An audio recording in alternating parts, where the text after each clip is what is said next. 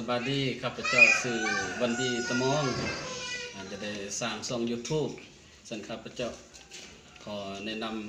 ำจะได้เอาคลิปเกี่ยวกับการท่องเที่ยวทั่วไปนี่แหละเนาะจะมีการท่องเที่ยววัฒนธรรมวิถีชีวิตของบรรดาเผ่านอกจากนั้นข้าพเจ้ายังจะได้ลงการท่องเที่ยวอนุรักษ์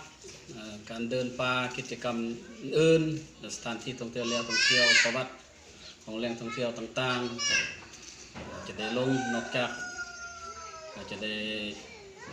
ท่องเที่ยวทางด้านธรรมชาติเนาะวัฒนธรรมที่ติดพันกันแล้วยังจะได้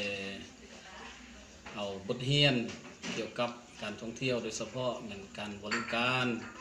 โรงแรมเรือนพักอาหารหรือว่าอยากเป็นพนักงานนำเที่ยวท่องถิ่นหรือว่าท่องเที่ยวได้นึ่งเนาะถือว่าเป็นข้อมูลพื้นฐานให้แก่บรรดาท่านจะเอาไปใช้เป็นประโยชน์เกี่ยวกับการท่องเที่ยวนี้จึงได้เปิด YouTube นี่เพื่อให้หมู่เพื่อนหมดทุกคนได้เบิ่งได้เรียนรู้ได้ศึกษาไปนำกันฉะนั้นข้าพเจ้าอยากแนะนำหมู่เพื่อน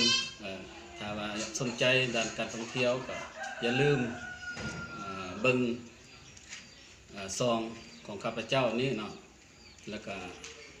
เรียนเอาคลิปที่บทเรียนที่ว่าข้าพเจ้าเอาลงเล็กเปลี่ยนนำมาด้านนั้นเนาะและของจากที่ส้มได้เบิ่งแล้วก็อย่าลืมกดแชร์กดไลค์ให้ข้าพเจ้าได้